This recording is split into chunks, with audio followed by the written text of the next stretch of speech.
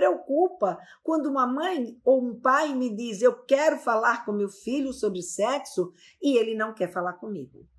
E aí me preocupa muito mais quando isso acontece e esse pai ou essa mãe simplesmente usa isso como uma justificativa. Não, eu quis. Ele é que não quis falar comigo.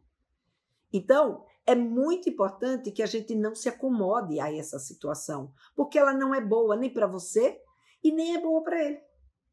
Conversar, sim, porque quando você conversa, aí você tem esse tipo de retorno. E quando a gente sabe o que a gente está fazendo, ou seja, quando você faz uma educação sexual, que você consegue falar com o seu filho, você consegue falar com a sua filha, saber o que ele pensa e mais, você saber o que você está fazendo, aí você tem uma relação muito mais proveitosa.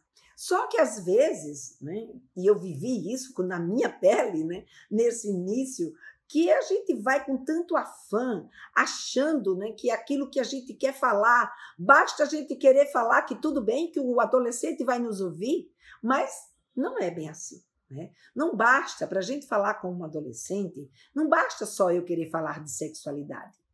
Eu preciso saber falar de sexualidade com ele. Eu passei por uma situação que eu nunca esqueci. Eu lembro dessa menina, ela queria saber sobre métodos contraceptivos.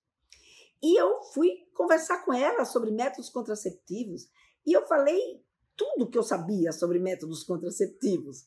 E falei, mas com detalhe, com especificidade, como é que cada método fazia. Mas eu lembro que eu ia falando com tanto detalhes, tanta riqueza de detalhes. Você sabe o que aconteceu com essa menina? Ela desmaiou.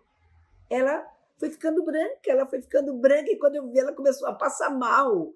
Quer dizer, ela não chegou bem a desmaiar, mas ela sabe quando dá aquela esmorecida? Eu digo, ai meu Deus, acho que eu exagerei na quantidade de informação que eu dei para essa menina. Não basta simplesmente eu chegar e ir falando com as pessoas. A gente precisa preparar a pessoa para receber aquela informação que a gente precisa dar. A gente precisa saber o que é que eles já sabem sobre aquilo que a gente quer conversar sobre eles.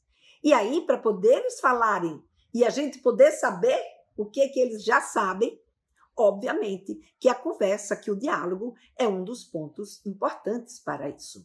Né? E, por fim, dentro dessa conversa, o que é que a gente faz? A gente complementa o raciocínio dele. Então, daquilo que ele me disse, que pensava, ou que sabia, eu vou, então, e complemento a informação que ele precisa que eu complemente para ele.